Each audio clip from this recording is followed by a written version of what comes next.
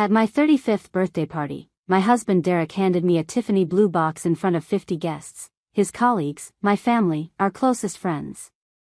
I'm Meredith Sutton. Well, I was.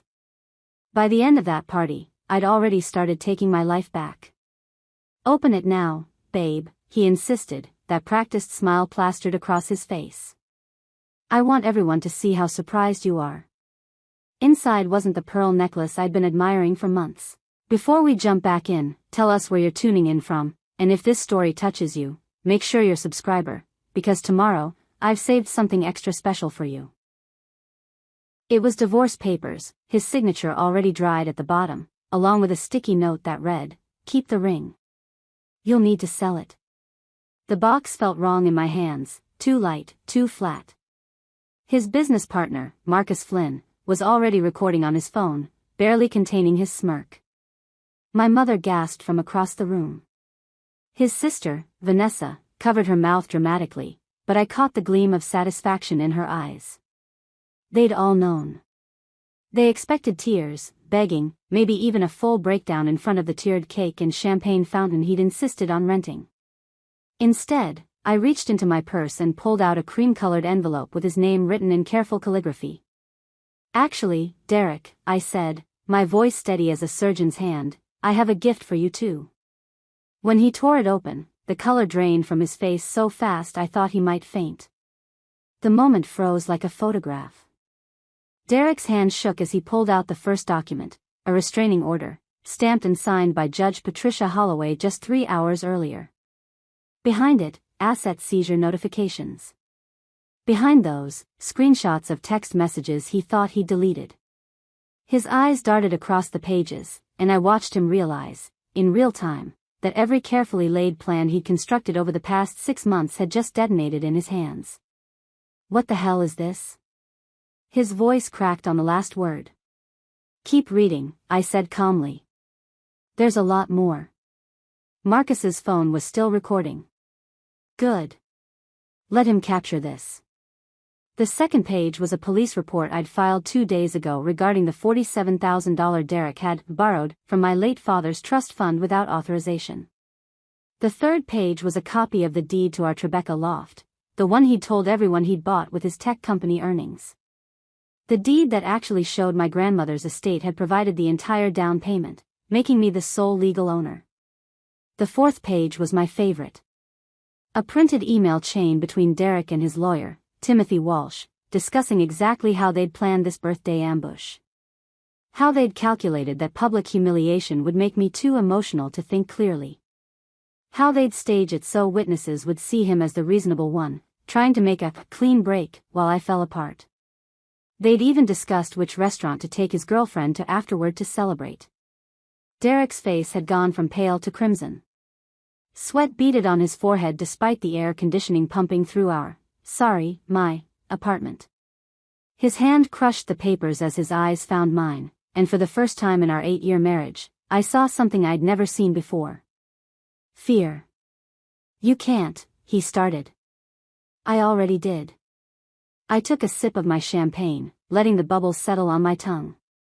"Keep reading, honey. It gets better." Behind him, I could see our guests frozen in various states of confusion and shock. My mother had her hand over her heart, but she wasn't looking at me with pity anymore. She was looking at Derek with something closer to disgust. My best friend, Simone, stood by the kitchen with her mouth slightly open, then slowly, deliberately, started to smile. Marcus had stopped recording. His phone hung loose in his hand, his face slack with shock. "And the final page," I'd said, pulling it out myself since Derek seemed to have forgotten how to move, "is a letter. From me to you." I'd unfolded it, reading aloud in the silent room. "Derek, you bet I'd break down when you served me divorce papers in front of everyone. You were wrong about that too. By the time you read this, you've already lost everything that matters. The accounts are frozen. The restraining order is active. The apartment is mine. The company is under investigation. And everyone you invited to witness my humiliation has instead witnessed yours." My voice hadn't wavered once. "You spent 8 years teaching me to be small, quiet, and invisible. Congratulations. You taught me so well that you never saw me coming. Happy birthday to me, Derek. And goodbye. The silence that followed was so complete I could hear the traffic from the street below, the hum of the refrigerator, someone's breathing that might have been Derek or might have been Marcus or might have been me. Then Derek's phone had started ringing. He'd pulled it out with shaking hands, stared at the screen. It's the bank, he'd whispered. They're calling to confirm the asset freeze, I'd said. You should probably answer. They'll want to explain why you can't access any of your money. He'd swiped to answer, his voice coming out as a croak. Hello? I'd watched him listen, watched his face crumble further with each second. When he'd lowered the phone, he'd looked smaller somehow, like he'd physically shrunk. All accounts, he'd said numbly. All frozen. They said federal investigation. The SEC moves fast when there's evidence of investor fraud, I'd said. They'll probably want to interview you soon. You should get a lawyer. Oh wait, your lawyer's under investigation too. Guess you'll need a new one. Rebecca, his CFO, had stepped forward. Derek, if you've put this company at risk. I didn't. Derek's voice had cracked, rising in pitch. This is, Meredith, you can't do this. That's my company. My money. Your company that you built with stolen investor funds. Your money that you hid illegally offshore. And my father's money that you embezzled from my trust fund. I'd set down my champagne glass. According to the restraining order currently in effect, you need to leave now. You have 15 minutes to collect essential personal items. Everything else stays here. This is my apartment. Your apartment? I bought this place. No, you didn't. I'd pulled out another document, the original deed. My grandmother's estate provided the entire down payment. The deed is in my name only. You signed as a co-resident, not a co-owner. You never actually read the paperwork, did you? You just assumed. Vanessa had found her voice finally. Derek, tell me she's lying. Tell me you didn't do this. But Derek couldn't tell her anything. He was staring at me like he'd never seen me before, like I was a stranger wearing his wife's face. 15 minutes, I'd repeated. Then I call the police, and you'll be arrested for violating the restraining order. Your choice. The discovery started the way these things always do, with something small that didn't quite fit. 3 months ago, Derek had started coming home late every Tuesday. Investor meetings, he'd explained, adjusting his tie in the hallway mirror while I stood there holding his reheated dinner. His tech startup, Cloud Vault Solutions, had already closed their Series B funding in March. The meetings that supposedly required him to work until 10 at night didn't make sense, but I'd wanted to believe him. After 9 years together, 8 of them married, you want to believe. Our Tribeca loft had become a museum of my accommodation. The minimalist furniture Derek preferred, all sharp angles and uncomfortable leather. The temperature kept at exactly 68 degrees because anything warmer made him sluggish. The kitchen cabinets reorganized to his specifications after he'd complained that my system was inefficient. I'd stopped hanging my art prints after he'd called them dorm room aesthetic. Stopped playing my music after he'd said my taste was stuck in 2015. Stopped inviting friends over after he'd made enough cutting comments about Simone's laugh being grating, and my college roommate Chen's career being pedestrian. My mornings had developed a rhythm born from years of calibration. Wake at 6:15, exactly. Make his coffee, dark roast, 2 sugars, splash of oat milk, never dairy because he'd decided lactose was inflammatory. 2 eggs scrambled soft, multigrain toast with exactly 1 tablespoon of that specific organic almond butter from Whole Foods, 3 strips of turkey bacon because he'd declared pork low class last year. He'd scroll through his phone while eating, making small noises of disapproval at emails or market updates. I'd stand by the counter, drinking my own coffee, waiting to see if he needed anything else before I could retreat to my laptop and the freelance graphic design work that he'd never quite acknowledged as a real job. This coffee tastes burnt, he'd said that Tuesday morning, pushing the mug away without looking up. Preparing and narrating this story took us a lot of time, so if you are enjoying it, subscribe to our channel, it means a lot to us. Now back to the story. I'd made it the same way for 8 years. "I'll make another," I'd replied automatically, already reaching for his cup. "Don't bother. I'll grab something at the office." He'd stood, brushing invisible crumbs from his Tom Ford suit, the one I'd helped him pick out, stood in Bloomingdale's for 2 hours while he debated between charcoal and navy, only for him to later tell his colleagues he'd discovered the perfect tailor himself. The apartment had felt particularly quiet after he'd left. Our building, a converted warehouse with exposed brick and floor-to-ceiling windows, was supposed to represent our success. Derek's success, really. He'd never corrected people when they assumed he'd bought it, even though my grandmother's estate had provided the entire $800,000 down payment. Grandmother Claire had died 18 months into our marriage, leaving me her life savings with one condition: invested in something permanent, something that would be mine. The loft had seemed perfect then. Derek had just started Cloud Vault, and I'd believed in us, in building something together. The deed had my name only, per Grandmother Claire's explicit instructions in the will. Derek had signed as a co-resident, not a co-owner, though I don't think he'd read the paperwork carefully enough to notice the distinction. I'd spent that Tuesday morning working on a logo redesign for a boutique hotel in Brooklyn, the kind of freelance project Derek dismissed as playing on the computer. My portfolio had once included campaigns for 3 Fortune 500 companies. I'd been the senior designer at Marchetti and Associates, pulling 6 figures, managing a team of 8, before Derek had suggested I quit to support his entrepreneurial journey. "You'd be doing me a huge favor," he'd said 3 years ago, his hand gentle on my shoulder. "Just for a year or 2, until Cloud Vault stabilizes. I need someone I can trust managing the house, handling the investors' wives, making everything run smoothly behind the scenes. You're so good at that stuff." That stuff. As if creating a home, managing our lives, supporting his ambition was some minor administrative task. I'd quit. The startup had stabilized within 8 months. I'd never gone back. Now I took on freelance projects when Derek was out, billing under my maiden name, depositing checks into an account he didn't know existed. The account my father had helped me set up before he died, with his last advice to me: "Always have your own money, sweetheart. Always have a way out." That Tuesday afternoon, I'd gone to pick up Derek's dry cleaning, for suits, 6 shirts, all on our account that I managed. The girl at the counter, Maria, had smiled apologetically while handing me the receipt.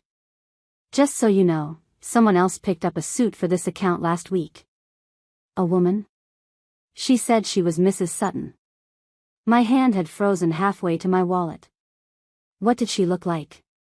Tall, black hair, maybe late 20s. She seemed to know the account number. I'd smiled, thanked Maria, taken the clothes. Walked to my car in the parking garage with my heart doing something complicated in my chest. Sat behind the wheel for 20 minutes, staring at nothing, while my mind worked through the implications. Derek didn't have a sister picking up his dry cleaning. Vanessa lived in Connecticut and wouldn't be caught dead doing errands for her brother. Someone else had access to our account. Someone else was playing wife. I'd driven home that Tuesday with the dry cleaning hanging in the back seat, plastic crackling every time I turned a corner. My hand stayed steady on the wheel, but my mind was cataloging things I'd dismissed before. Small inconsistencies that suddenly felt enormous. The cologne. Derek had worn the same Dior Sauvage for our entire relationship. I'd bought him a bottle every Christmas, knew exactly when he was running low by the level in the black glass container on his dresser. But 2 months ago, a new bottle had appeared. Creed Aventus. The expensive one that cost $445 at Saks. When I'd asked about it, he'd shrugged and said a client had given it to him as a thank you gift. Except Derek never mentioned which client. And he'd started wearing it exclusively, the Dior bottle gathering dust. The gym membership. He joined Equinox in February, suddenly concerned about his health at 37 after a decade of saying exercise was time he could spend building the company. He'd started going religiously. Monday, Wednesday, Friday mornings at 6. Tuesday and Thursday evenings at 7. Sometimes Saturday afternoons.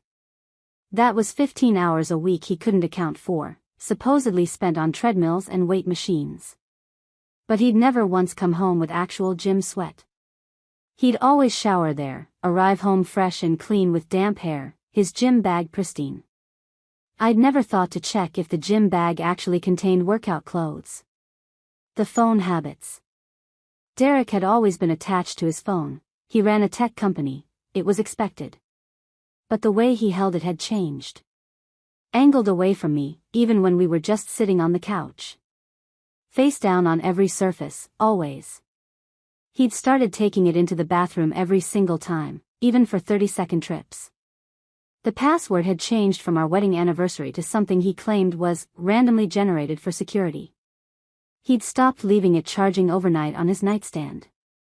Now it stayed on his side of the bed, under his pillow, like he was afraid it might grow legs and walk over to me while he slept. The credit card statements. I'd handled our household finances for years, another one of those, "you're so good at this stuff," tasks Derek had delegated. I paid the bills, managed the accounts, tracked our spending. He'd review the statements quarterly, sign off, move on. Except lately, charges had appeared that made no sense. The Waldorf Astoria in February, $1,847 for 2 nights. When I'd asked, Derek had explained it was for a startup conference, that the company would reimburse him. Marchetti's fine jewelry in March, $3,200. Client gift, he'd said. Building relationships. La Bernardine in April, $680 for dinner. Investor meeting. The charges were always on Tuesdays. I'd started screenshotting every statement, saving them to a cloud folder Derek couldn't access. Not because I was planning anything. Just because some instinct I'd stopped listening to had started whispering that I might need them later. That Tuesday night, Derek had come home at 10:47 p.m. I knew because I'd been sitting in the dark living room, watching the clock, the dry cleaning laid out on the bed in our room. "You're up late," he'd said, dropping his messenger bag by the door. Couldn't sleep. I'd kept my voice neutral. How was the investor meeting? Exhausting. These guys want to see quarterly projections for the next 5 years. Like I have a crystal ball. He'd walked past me toward the bedroom, already loosening his tie. "I'm going to shower and crash. Your dry cleaning's on the bed." "Thanks, babe." Babe. He'd started calling me that 6 months ago, around the same time he'd stopped using my actual name. Like I'd become interchangeable, a generic placeholder for wife. I'd waited until I heard the shower running, then I'd done something I'd never done before. I'd opened his messenger bag. His laptop was inside, still warm. I'd opened it, expecting a password screen, but it had gone straight to his desktop. He must have just closed it in the car. His email was open. Outlook, with 17 unread messages in the inbox. And one sent email, timestamped 10:14 p.m., 45 minutes ago. To n.chen@cloudvault.com. Subject, tomorrow. Body, same place, 7:30. Wear the black dress. And stop leaving your perfume in my car, I had to explain it away again tonight. Getting sloppy, Nat. My hands had gone cold. Natasha Chen. His executive assistant. The Stanford MBA he'd hired 8 months ago, the one he'd praised constantly for being sharp and ambitious and exactly the kind of talent CloudVault needed. The one who'd been at every Tuesday investor meeting. I'd heard the shower shut off. 30 seconds to get back to the living room, close the bag exactly how I'd found it, arrange myself on the couch with my phone like I'd been scrolling Instagram the whole time. Derek had emerged in his robe, hair damp, completely relaxed. Coming to bed? In a minute. Want to finish this article. He'd kissed the top of my head, a gesture that used to mean affection, now felt like performance, and disappeared into our bedroom. I'd sat there until midnight, staring at my phone's black screen, listening to him snore, thinking about the woman who'd picked up his dry cleaning. The woman who wore perfume in his car. The woman who owned a black dress he had opinions about. Wednesday morning, March 23rd, I'd woken before Derek's alarm. 1 day since I'd discovered the affair. 26 days until Derek planned to ambush me at my birthday party. After he left for his morning equinox session, I'd gone straight to his home office. His personal laptop was in the desk drawer, the old MacBook he'd stopped using. The password was still our wedding anniversary. His email archive was a roadmap of betrayal. I'd searched for Natasha's name and found 47 emails. The progression was obvious: professional at first, then flirtatious, then explicit. By email 20, she was writing about his hands on her body.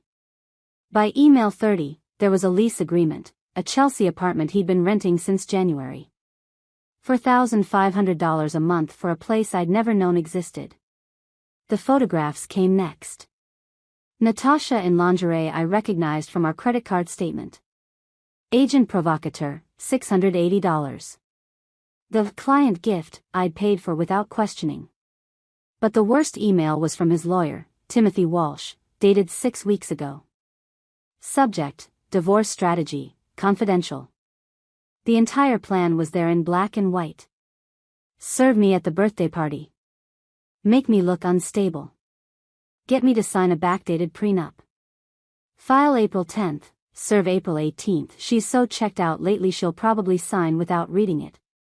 Derek's response was worse: she's become dead weight. No ambition, no spark.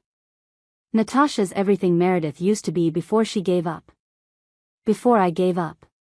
Before I'd sacrificed my career, my friends, my identity to support his dream. I'd forwarded everything to my personal email. Every affair message. Every lawyer correspondence. Every bank statement showing transfers to accounts I'd never seen, small amounts, always under $10,000, systematically draining my father's trust fund. The account that should have had $85,000 showed $23,147. He'd been stealing from my dead father to pay for his mistress. I'd cleared my digital tracks, closed the laptop exactly as I'd found it, and photographed the fraudulent prenup from his nightstand. 37 pages designed to leave me with nothing. Then I'd grabbed my purse and driven to the only person who could help me fight back. Simone opened her door, took one look at my face, and pulled me inside. 20 minutes later, after I'd told her everything, she was already on the phone with her divorce lawyer. Isabella Cordova. She destroyed my ex-husband. Let me call her. Isabella's office had views of the Empire State Building and a woman with silver hair who listened to my story without flinching. When I finished, she'd asked one question: do you want to reconcile this marriage, or do you want to destroy him? Destroy him, I'd said. She'd smiled. Good. Because he's made it easy. Isabella had laid out Derek's mistakes like evidence on a table. The trust fund theft was embezzlement, criminal. The backdated prenup was fraud. The affair with an employee created company liability. The secret apartment paid with marital funds was hiding assets. Here's what we do, she'd said. We let him proceed with his whole plan. We file first, quietly, in 2 weeks. That makes yours the main case. When he tries to file his papers at your party, they'll be meaningless. Won't he find out? We seal the filing, keep it confidential because there's financial crime involved. Happens all the time. Derek won't know until we decide to tell him. Simone had leaned forward. So he hands her divorce papers thinking he's destroying her. And she hands him proof she beat him to it weeks ago, along with everything else we're going to bury him with. But Isabella needed more than emails. I want documentation so airtight his lawyer won't even try to fight. I know someone who can help. 2 days later, I'd met Trevor Chin, a forensic accountant who'd found Derek's financial crimes within minutes of opening his laptop. Your husband is terrible at hiding money, Trevor had said, showing me the web of transfers. The trust fund money had moved through 3 accounts in amounts designed to avoid reporting requirements, but Trevor had traced every transaction. $8,500 to the Chelsea apartment deposit. $7,200 to Tiffany's for a diamond bracelet on Valentine's Day, I'd gotten a card. $12,000 to a joint account Derek had opened with Natasha. There's more, Trevor had said. Cloud Vault raised $22 million in Series B, not the $15 million he told you. $7 million went to a Cayman Islands account under a shell company called DS Holdings. Derek Sutton Holdings. He's hiding investor money offshore? That's not just fraud. That's securities fraud. The SEC really doesn't like that. Trevor had closed his laptop. Mrs. Sutton, your husband's going to lose everything. Men like him always think they're smarter than everyone else. That's what makes them so easy to catch. I'd left with 3 binders of evidence, a forensic accountant's report, and the knowledge that Derek had been so arrogant, so sloppy, that he'd documented his own destruction. Isabella had one more piece of the puzzle, testimony from Natasha. Right now we have evidence and digital trails. A witness makes it irrefutable. She's sleeping with my husband. Why would she help me? Because she doesn't know he's using her too. Isabella introduced me to James Okafor, a private investigator who'd been following Derek for a week. Guy's completely predictable, James had said, spreading photographs across the conference table. Derek and Natasha holding hands. Kissing. At restaurants and hotels, thinking they were invisible. But here's the interesting part, James had continued. Friday nights, Derek meets his lawyer at a bar called the Copper Still. I got close enough to hear them. They're planning the birthday party ambush down to the minute. The bartender even saved the napkin where Derek drew a diagram of your apartment, marking where he'd stand so everyone would have a clear view when you broke down. They were planning my humiliation like a performance. I want to talk to Natasha, I'd said. The meeting happened at a Soho cafe. James approached her first, then I'd walked in and sat down across from her. Her face went through shock, recognition, defiance. Before you leave, I'd said quietly, you should look at these. I'd slid the folder across. Inside, emails where Derek called her entertainment. Credit card receipts for hotels with other women. His lawyer's notes calling her useful until the divorce is final. The offshore account he'd never mentioned despite promising her a future together. She'd read it all, hands shaking. He told me you were cold. That you'd given up on life. I gave up my career to support his startup. I put my grandmother's inheritance into our apartment. I spent 8 years making myself smaller so he could feel bigger. I'd kept my voice level.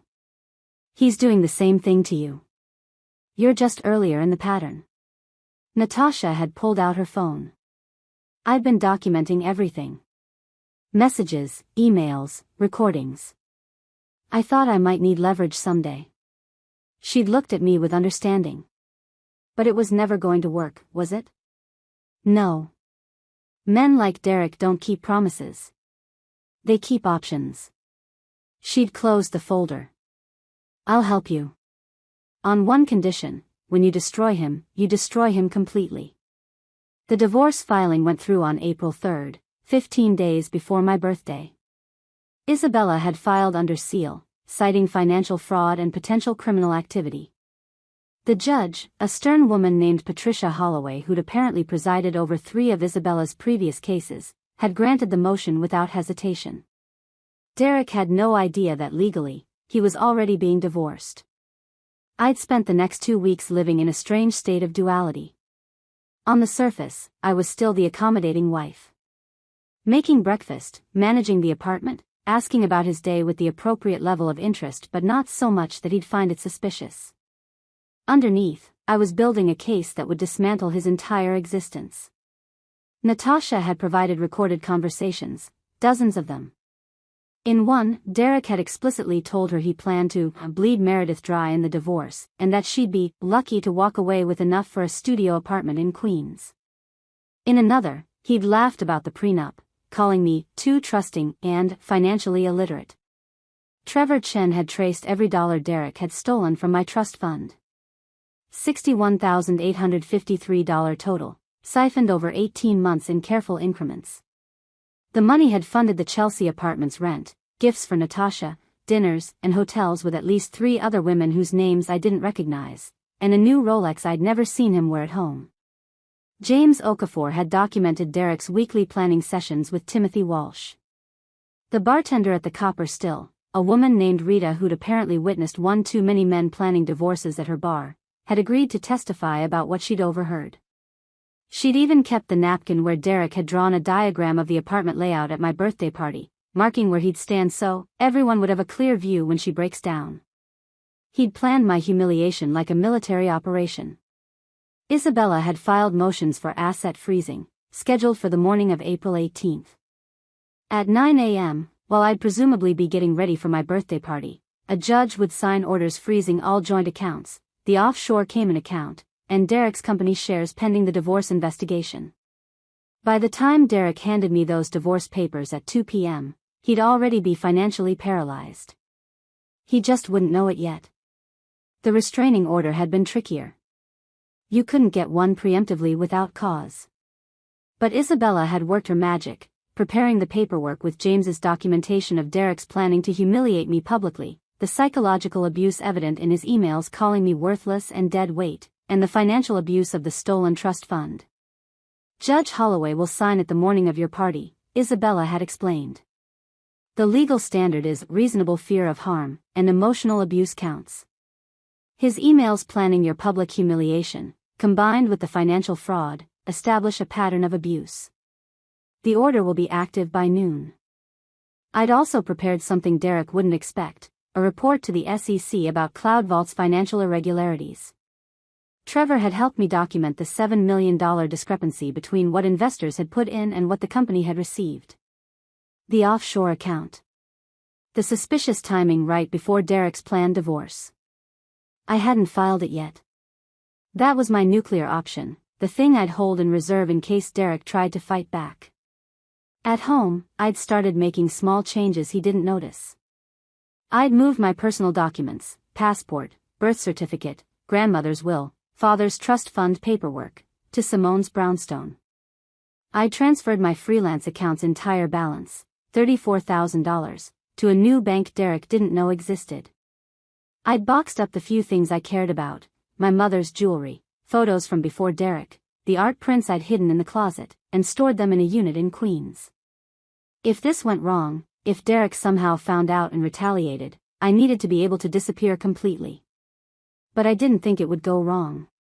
Derek's arrogance was my shield. He was so convinced of his intellectual superiority, so certain I was too passive and broken to fight back, that he'd stopped being careful. He'd left his laptop unlocked. He'd discussed his plans in public bars. He'd stolen money in traceable ways. He'd underestimated me so thoroughly that he'd handed me everything I needed to destroy him. The Tuesday before my birthday, Derek had come home from another investor meeting, smelling like Natasha's perfume. I'd been in the kitchen, chopping vegetables for a dinner he wouldn't eat. Big day Friday, he'd said, pouring himself whiskey. Your birthday. I've got something special planned. Do you? I'd kept my eyes on the cutting board, the knife moving in steady rhythm. You're going to be surprised. He'd smiled, that convincing smile that used to make my heart skip. Now it just looked predatory. I promise it'll be memorable. I'm sure it will be. He'd kissed my cheek, his hand briefly on my waist, and I'd felt nothing. No love, no anger, no sadness. Just a cold, clear certainty about what was coming. By the way, he'd said, pulling away, I invited some extra people. Made it closer to 50 guests. Figured we should go big for 35. 50 witnesses. He wanted a bigger audience for my humiliation. That's thoughtful, I'd said. That night, after Derek had fallen asleep, I'd gone to the living room and pulled out the envelope I'd prepared. Cream-colored, expensive stationery, his name written in calligraphy I'd practiced for hours. Inside, the divorce filing showing I'd filed first. The restraining order. The trust fund embezzlement documentation. Screenshots of his emails planning my public humiliation. Bank records of the offshore account. Natasha's testimony. Photos of him with multiple women. The SEC report, ready to file. And one more thing, a letter I'd written by hand. Derek, you bet I'd break down when you served me divorce papers in front of everyone. You were wrong about that too. By the time you read this, you've already lost everything that matters. The accounts are frozen. The restraining order is active. The apartment is mine. The company is under investigation. And everyone you invited to witness my humiliation has instead witnessed yours. You spent 8 years teaching me to be small, quiet, and invisible. Congratulations. You taught me so well that you never saw me coming. Meredith. I'd sealed the envelope, placed it in my purse, and gone to bed. 3 more days. That night, I'd stood in the shower and let myself break down for the first time since discovering everything. I'd cried so hard I had to sit on the tile floor, water beating down on my shoulders, my chest heaving with sobs I'd held back for weeks. Not because I still loved Derek. But because I'd loved who I thought he was. Because I'd lost 8 years. Because I'd made myself small for someone who'd never deserved me in the first place. When I finally got out, my eyes were red and swollen. I looked at myself in the mirror, really looked, and barely recognized the woman staring back. But I would. After Friday, I'd recognize myself again. I'd make sure of it. Friday morning arrived with unseasonable warmth for mid-April. I'd woken at dawn, Derek still asleep beside me, his face relaxed in a way it never was when conscious. I'd studied him for a moment, trying to remember when I'd stopped recognizing him. Or maybe when he'd stopped recognizing me. He'd stirred around 7, reaching for his phone before his eyes were fully open. Always the phone first. Never me. Morning, he'd mumbled, already scrolling through emails. Coffee's on the counter. For once, I hadn't made it. He could pour his own damn coffee on the last morning we'd share this apartment. What time are people coming? I'd asked, keeping my voice light. 2 o'clock. Caterer arrives at noon, bartender at 1. I've got the schedule locked down. He'd said it with pride, like he'd accomplished something impressive rather than planning a surprise attack on his own wife. Should I do anything to prepare? Just look nice. Wear that blue dress, the one with the, he gestured vaguely at his neckline, the thing. You know which one. The dress he liked because it was modest. Conservative. The dress that said, appropriate wife, instead of the red one in my closet that said, woman who exists independently of your approval. I'd worn the red one once, to Simone's art gallery opening. Derek had spent the entire night making comments about how I was trying too hard and desperate for attention. I'd never worn it again. Until today. Sure, I'd said. The blue one. Derek had left for the office at 8, claiming he had a few things to wrap up before taking the afternoon off. I'd watched him go, his messenger bag over his shoulder, whistling something tuneless. He'd looked lighter than usual. Excited, even. The moment his Tesla pulled out of the parking garage, I'd called Isabella. It's happening, I'd said. Judge Holloway is signing the restraining order at 10. Asset freeze goes into effect at 9:45. I'll have the documents couriered to you by noon. You're sure you want to go through with this? I've never been more sure of anything. Then let's give him a birthday party he'll never forget.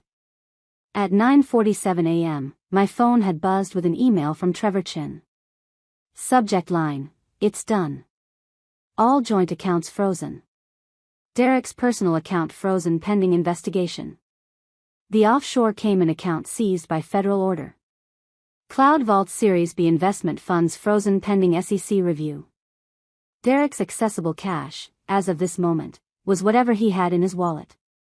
At 10:23 a.m., Isabella had texted, RO signed and active. He can't come within 100 yards of you after you serve it. Police have been notified. At 11:15 a.m., a courier had arrived with a leather portfolio containing every document I'd need. I'd tipped him $50 and locked the door behind him. Then I'd gone to get dressed. Not the blue dress. The red one. The one Derek hated.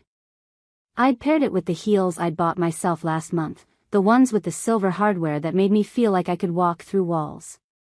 I'd done my makeup darker than Derek preferred, red lipstick instead of nude, dramatic eyes instead of natural. I'd looked in the mirror and barely recognized myself.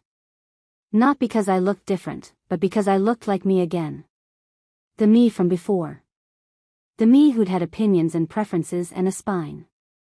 Simone had arrived at 12:30 with reinforcements, our college friend Shin, and surprisingly, my mother.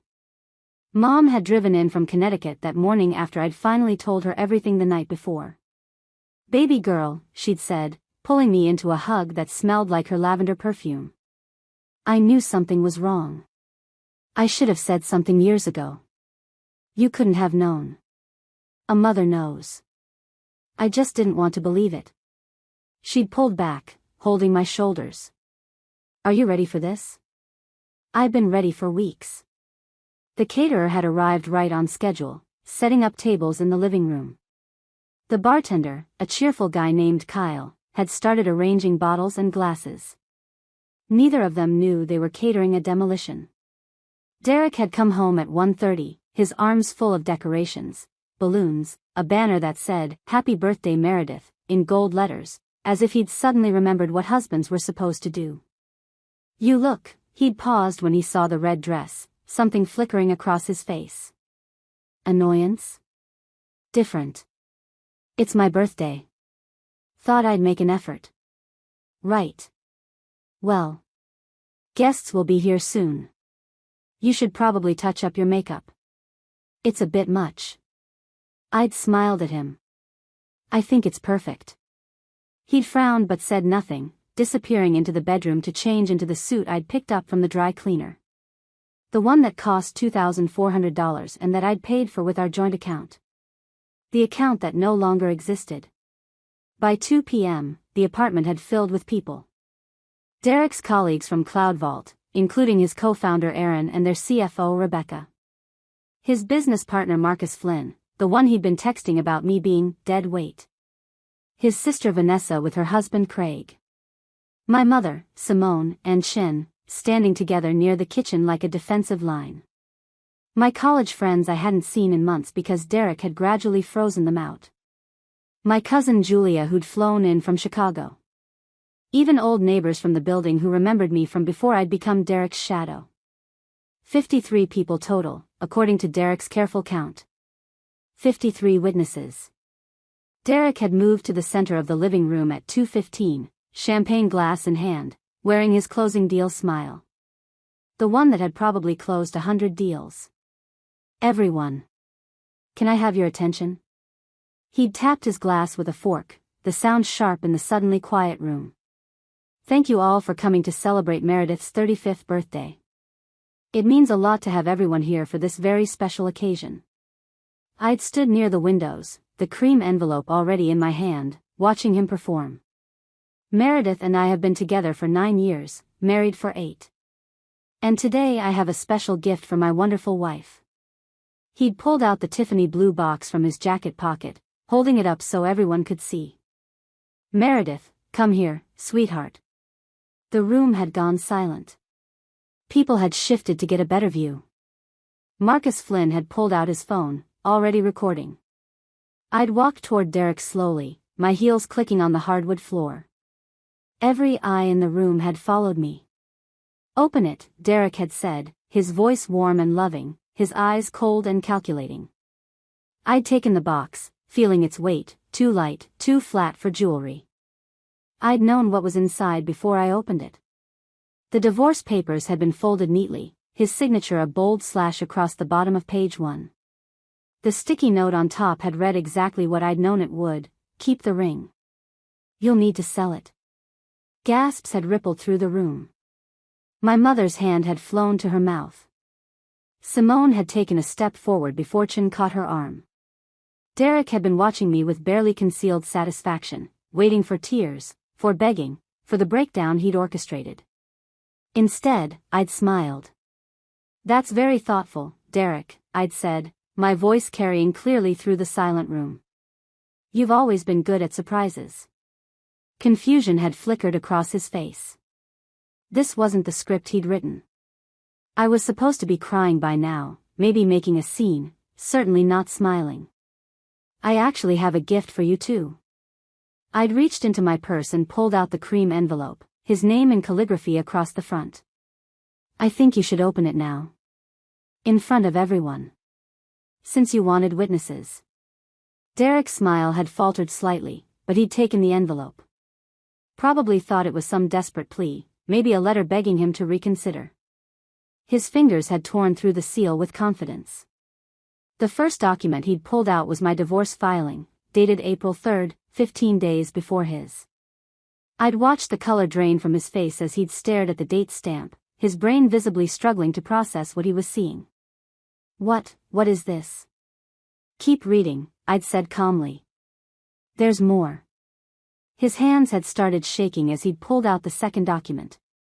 The restraining order, signed by Judge Patricia Holloway that morning at 10:23 a.m. Active immediately. 100 yards minimum distance. You can't. I already did.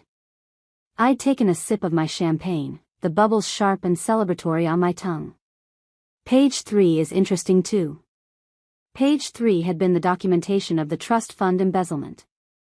Every transaction, every transfer, every dollar of my father's money that Derek had stolen to pay for his affair apartment and his mistress's jewelry. Page 4 was the bank statements showing the offshore Cayman account. The $7 million he'd hidden from Cloud Vault's investors. Page 5 was the asset freeze notification.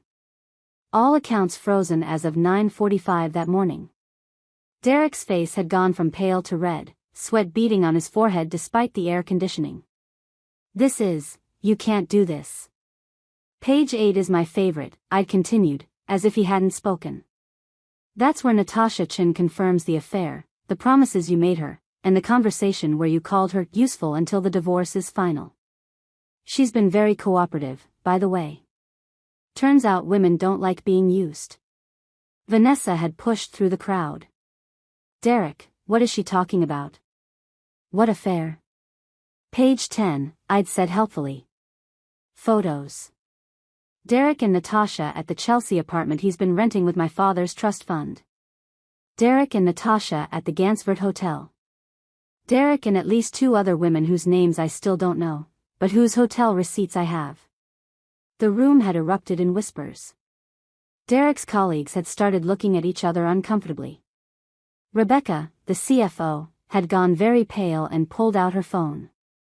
Page 15, I'd continued, my voice cutting through the noise, is the report to the SEC regarding Cloud Vault's missing $7 million in Series B funding. The same money you hid offshore while telling your investors it went into company operations. That's securities fraud, Derek. Federal crime. 5 to 20 years. Aaron, Derek's co-founder, had actually gasped. You reported us to the SEC? I reported Derek, I'd corrected. The company's finances are a mess because of him, not you. I included documentation clearing you and Rebecca of involvement. You're welcome. Derek had been frantically flipping through the pages now, his hands trembling so badly the papers were rustling audibly. His lawyer's emails planning my humiliation. The napkin diagram from the copper still. Rita the bartender's testimony. The recordings Natasha had made of their conversations. Page 22, I'd said, is my favorite part. That's your lawyer Timothy Walsh's notes, where you called me dead weight with no ambition. Where you said I'd be lucky to get a studio in Queens. Where you laughed about making me sign a fraudulent prenup. My mother had made a small sound of distress. Simone had put an arm around her shoulders. The prenup you were going to make me sign is on page 23, I'd continued. Backdated to before our marriage, which is fraud. Your lawyer's probably going to lose his license over that one. I've already filed a complaint with the New York State Bar Association. Marcus Flynn had stopped recording.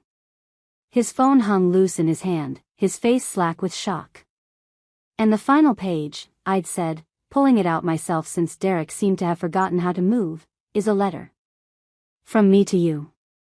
Want me to read it, or would you prefer to do it yourself? Derek's mouth had opened, then closed. No sound came out. I'll read it then. I'd unfolded the paper, my voice carrying through the silent room. Derek, you bet I'd break down today. You were wrong. I'd looked up at him. The accounts are frozen. The restraining order is active. The apartment is mine. The company is under investigation. And everyone you invited to watch me fall apart just watched you destroy yourself instead. I'd folded the letter back up. The rest is personal. But the last line says, you spent 8 years teaching me to be small and invisible. Congratulations. You taught me so well that you never saw me coming. The silence that followed was so complete I could hear the traffic from the street below, the hum of the refrigerator, someone's breathing that might have been Derek or might have been Marcus or might have been me. Then Derek's phone had started ringing. He'd pulled it out with shaking hands, stared at the screen. It's the bank, he'd whispered. They're calling to confirm the asset freeze, I'd said. You should probably answer. They'll want to explain why you can't access any of your money. He'd swiped to answer, his voice coming out as a croak. Hello? I'd watched him listen, watched his face crumble further with each second. When he'd lowered the phone, he'd looked smaller somehow, like he'd physically shrunk. All accounts, he'd said numbly. All frozen. They said federal investigation. The SEC moves fast when there's evidence of investor fraud, I'd said. They'll probably want to interview you soon. You should get a lawyer. Oh wait, your lawyer's under investigation too. Guess you'll need a new one. Rebecca had stepped forward. Derek, if you've put this company at risk. I didn't. Derek's voice had cracked, rising in pitch. This is, Meredith, you can't do this. That's my company. My money. Your company that you built with stolen investor funds.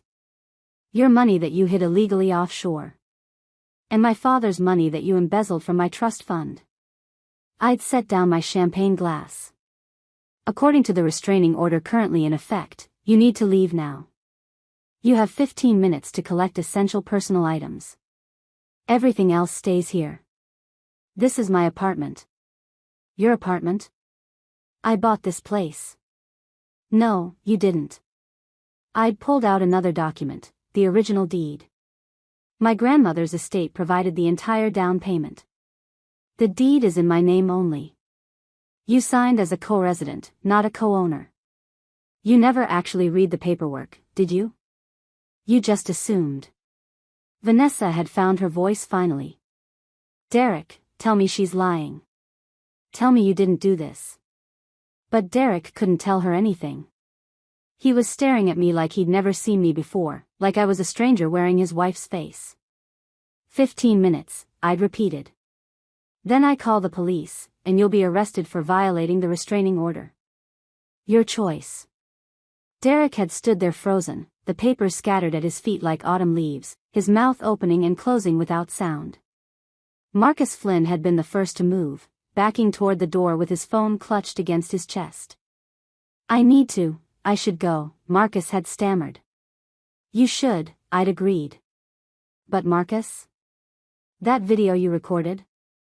If it ends up anywhere online, my lawyer will add you to the lawsuit. Just so you're aware. He'd practically run for the door. The spell had broken then.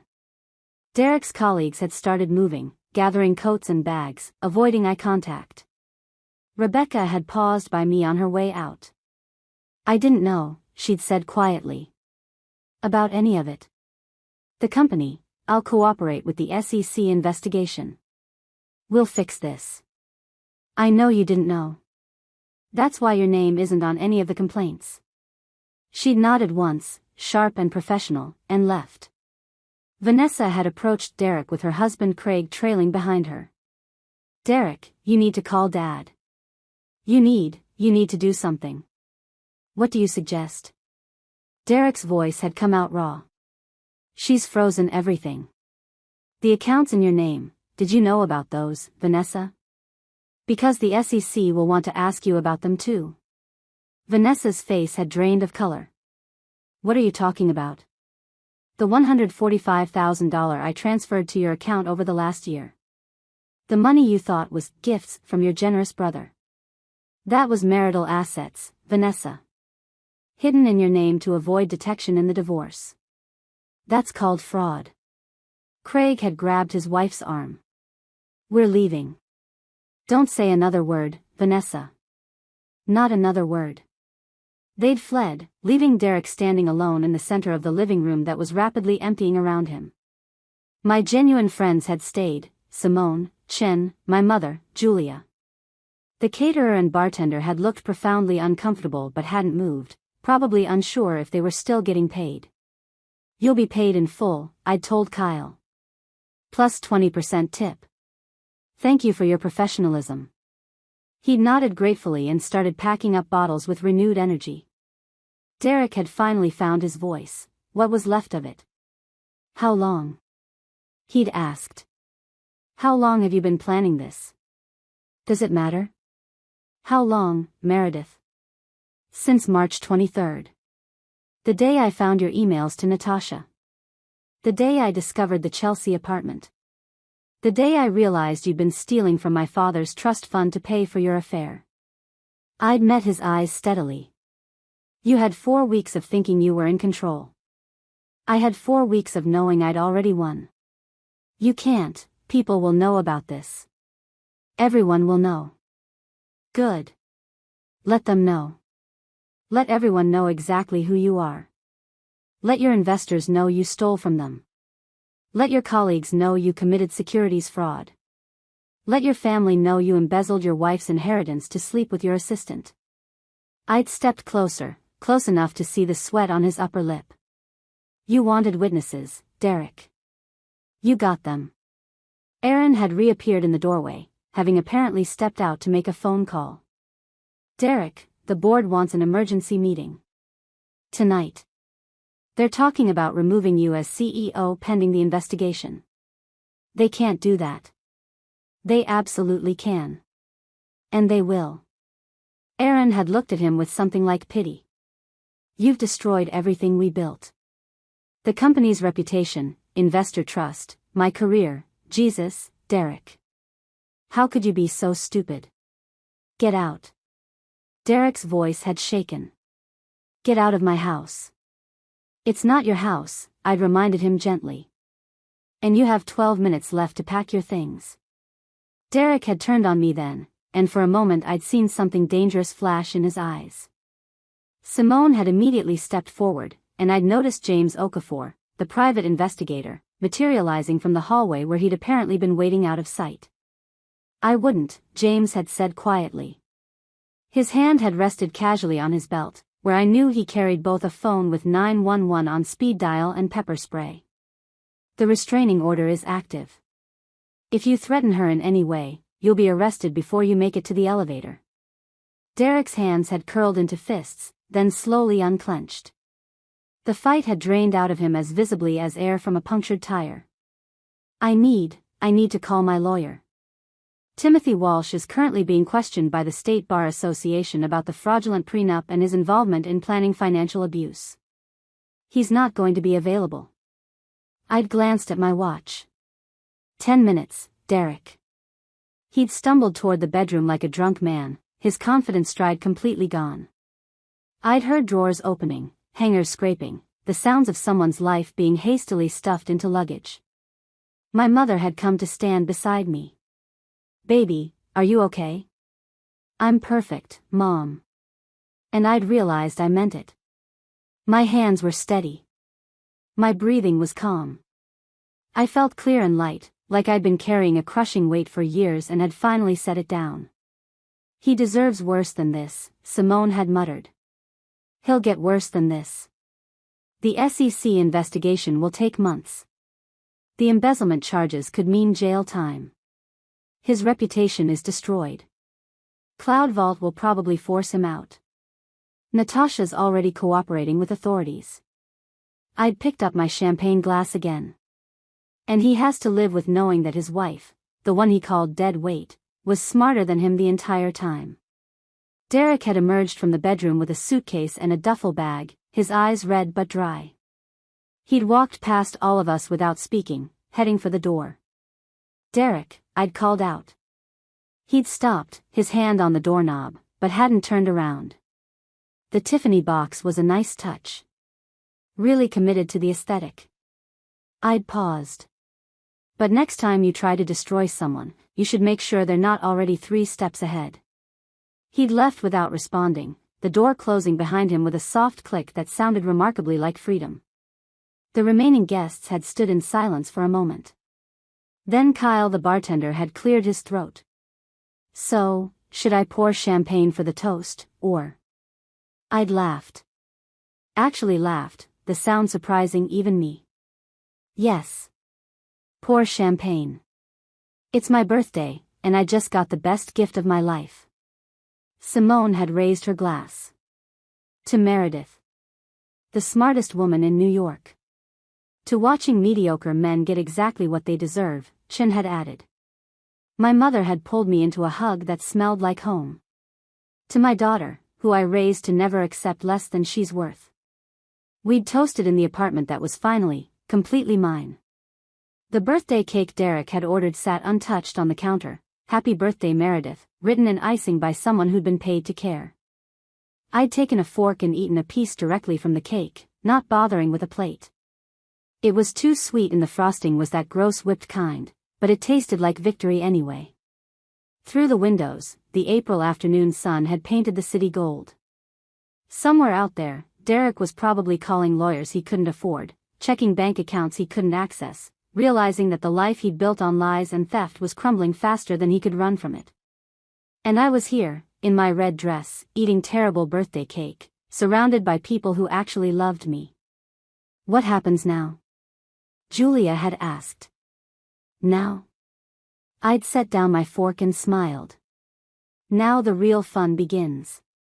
After most guests had filtered out in confused silence, the party transformed into something Derek never anticipated, an impromptu celebration of liberation. Kyle the bartender had stayed an extra hour, pouring champagne while my actual friends told stories I'd forgotten about myself. College achievements Derek had dismissed. Ambitions I'd abandoned. The person I used to be. "You used to have fire," Simone had said. "It's good to see it back." My mother had sat beside me, taking my hand. "I saw what was happening. I saw you getting smaller. I should have said something. You couldn't have stopped it. I had to figure it out myself. But I could have reminded you who you were." Her voice cracked. "Your father would be so proud of how you handled this. The planning, the strategy, the composure, he raised you to be strong." Isabella had called around 7. "Derek's been calling my office every 20 minutes. His temporary lawyer keeps threatening to sue for defamation, but he has no grounds. Everything you revealed today is documented fact." She'd paused. "How are you doing?" I'd looked around the apartment, my apartment, at the people who'd stood by me, at the champagne glasses and half-eaten cake. "I'm good. Actually good." By 8, everyone had left except Simone. We'd cleaned in comfortable silence, restoring order to the space Derek had tried to make a crime scene. "He's going to try to fight back," Simone had said. "Let him try. I have Isabella, evidence, and the law on my side." My phone had buzzed around 9. Natasha's voice was shaky. "Derek showed up at my apartment an hour ago. Pounding on the door, yelling. I called the police." "Good. Did they come?" "They told him about the restraining order, that he needs to stay away from you and anyone connected to the case. He was scary, Meredith. Desperate. The building has security, and James is keeping tabs on him for the next 72 hours. After hanging up, I'd made chamomile tea, the kind Derek hated, and sat on the balcony wrapped in a blanket. My phone had lit up with texts from college friends and former colleagues. Even my old boss, "When you're ready to talk about coming back to work, call me." Around 11, Derek's final text had come through, "You've ruined my life. I hope you're happy."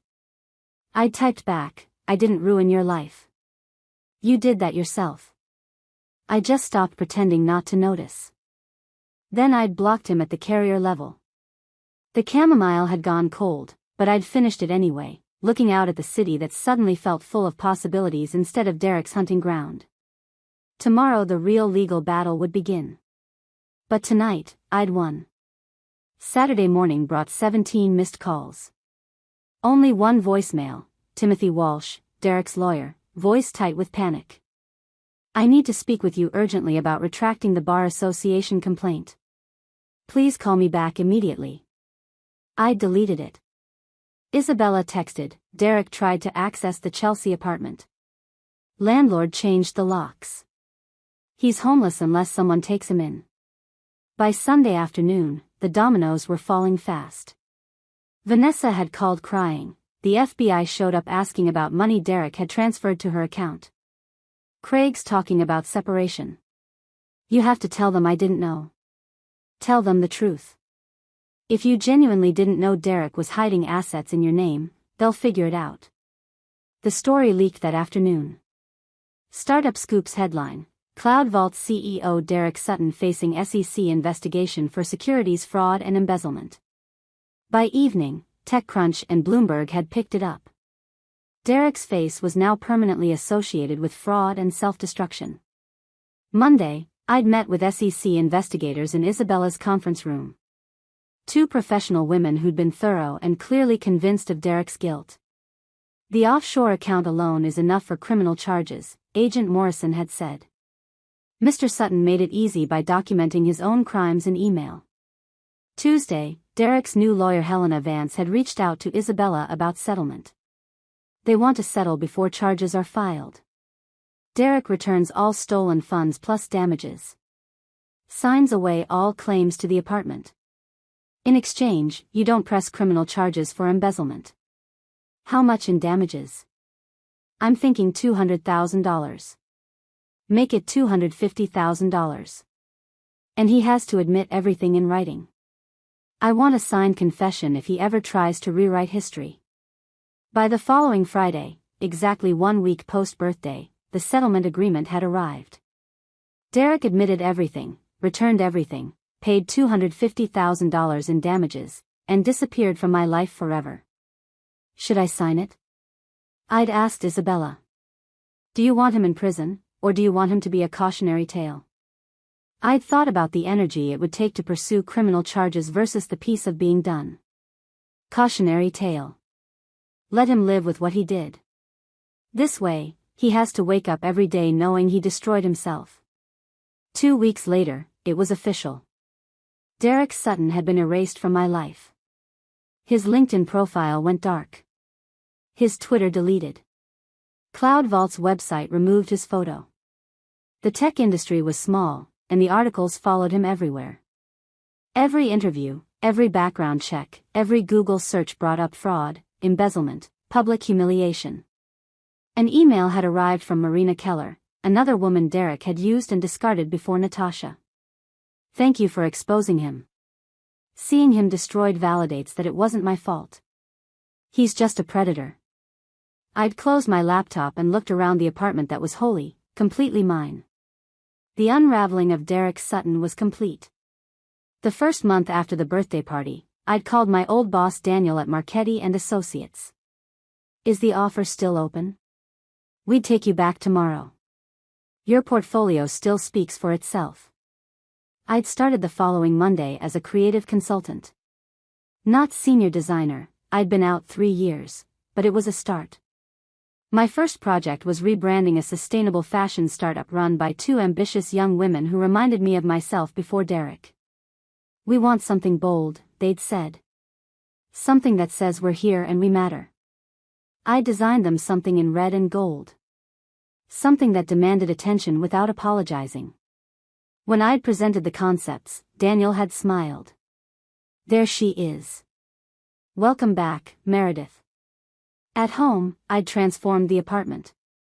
Derek's uncomfortable leather couch became something soft you could sink into. Stark white walls got color, terracotta in the living room, soft blue in the bedroom. I'd hung every art print Derek had called pretentious garbage. Plants appeared everywhere, making the space smell like living things instead of expensive cologne and ambition. Book club resumed Tuesday nights. 5 women who'd gradually stopped inviting me welcomed me back without questions. "You look like yourself again," Bethany had said. "I hadn't realized how much you'd disappeared." Simone came over Wednesdays to cook elaborate meals Derek would have criticized. My mother visited every other weekend for museums Derek called boring and restaurants he deemed not worth it. We discovered we both loved Korean barbecue and terrible reality TV. Chen had introduced me to her running group.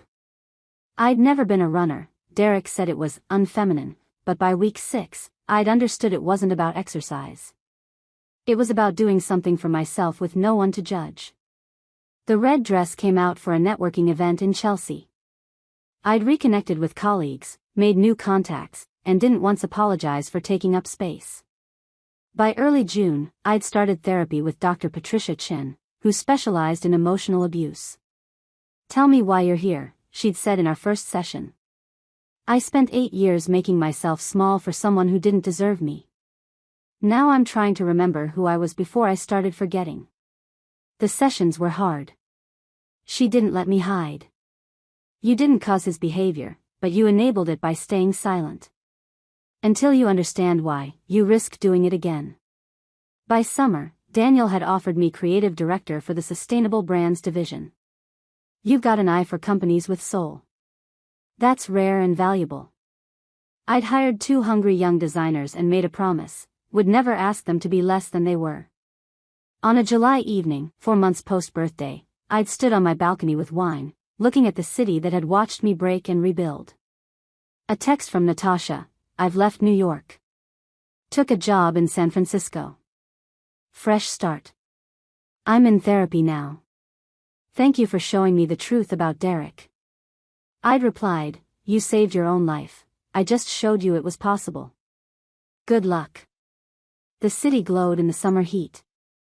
I was one of millions living their lives, fighting their battles, becoming their own people. Not Derek's wife. Not anyone's wife. Just Meredith Hayes. Still figuring it out. Still putting pieces back together. But no longer broken. The final divorce hearing happened on a Tuesday morning in late August, 6 months after Derek had tried to ambush me with divorce papers at my birthday party. I dressed carefully that morning, a navy suit that was professional without being apologetic, heels that made me feel tall, my hair pulled back in a way that said I had my life together. Which, mostly, I did. Isabella had met me outside the courthouse. "Ready?" "As I'll ever be." The courtroom was smaller than I'd expected, wood-paneled and formal, with Judge Patricia Holloway presiding from a bench that made her look simultaneously stern and grandmotherly. She'd read through the settlement agreement, asked a few clarifying questions, and nodded with what looked like approval. Derek had arrived 10 minutes late, his lawyer Helena Vance looking exasperated.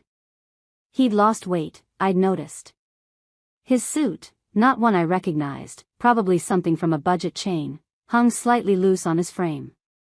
His hair was longer than he used to wear it, graying at the temples in a way that didn't look distinguished so much as unkempt. He'd avoided looking at me, staring instead at the table in front of him like it held the secrets of the universe. "Mr. Sutton," Judge Holloway had said, her voice carrying the weight of someone who'd heard too many divorce cases and had little patience for nonsense. "I've reviewed the settlement agreement and the evidence submitted by both parties. Do you understand that by signing this agreement, you're admitting to embezzlement of marital funds, financial fraud, and intentional infliction of emotional distress?" Derek's voice had come out hoarse. "Yes, Your Honor." "And you understand that the restraining order will remain in effect for a minimum of 2 years?" "Yes, Your Honor." "And you understand that you're waiving all claims to marital property, including the Tribeca apartment, and agreeing to pay damages in the amount of $250,000? A pause. "Then, yes, Your Honor." Judge Holloway had looked at him for a long moment, her expression unreadable. "Mr. Sutton, I've been presiding over divorce cases for 23 years. I've seen every variation of cruelty and stupidity that human beings can inflict on each other. What you did, planning to humiliate your wife publicly, stealing from her deceased father's trust fund, systematically destroying her sense of self-worth while enriching yourself at her expense, that ranks among the worst. Derek had flinched like she'd slapped him. Mrs. Sutton, Judge Holloway had turned to me. I want you to know that the court recognizes the strength it took to document the abuse you suffered, to stand up for yourself, and to refuse to accept less than you deserved. I'm approving this settlement with the following additions. Mr. Sutton will be required to attend a program for perpetrators of financial abuse. He will submit to random financial audits for the next 5 years to ensure compliance with the settlement terms. And if he violates the restraining order in any way, he will face immediate arrest and criminal charges. Thank you, Your Honor, Isabella had said. The gavel had come down with a sound like a door closing. This marriage is dissolved. We're adjourned. And just like that, 8 years ended with a wooden hammer hitting a wooden block. Derek had stood quickly, not meeting anyone's eyes, and followed Helena Vance out of the courtroom like a man fleeing a crime scene. Which, in a way, he was. I'd stayed seated for a moment, processing. Isabella had put a hand on my shoulder. How do you feel? I'd thought about it, really considered the question. Free, I'd said finally. Like I can breathe for the first time in years. Outside the courthouse, the late August sun had been bright and warm. Isabella had walked me to the steps, where my mother was waiting with Simone. It's done, I'd told them. My mother had pulled me into a hug. Your father would be so proud. I know. Simone had linked her arm through mine as we'd walked toward the subway. Lunch? My treat. We're celebrating. What are we celebrating? Your divorce, obviously. And more importantly, the fact that you destroyed that bastard and looked amazing doing it. We'd gone to a little bistro in the village, the kind of place Derek would have deemed trying too hard, but that I loved for its mismatched chairs and enthusiastic service. We'd ordered too much food and too much wine for lunchtime on a Tuesday, and we toasted to new beginnings and old friendships and women who refused to stay down. What's next for you? My mother had asked over dessert. I don't know, I'd admitted. I've spent so long reacting to Derek, gathering evidence, planning the confrontation, going through the divorce, that I haven't thought much about what comes after. Maybe that's okay, Simone had said. Maybe for once you can just exist without a plan. See what happens when you're not trying to survive or strategize. Just be. The idea had felt foreign and terrifying and absolutely perfect. That evening, I'd stood in my apartment, legally, officially, completely mine, and let myself feel the weight of what had just happened. Derek was gone. Not just from my home, but from my life.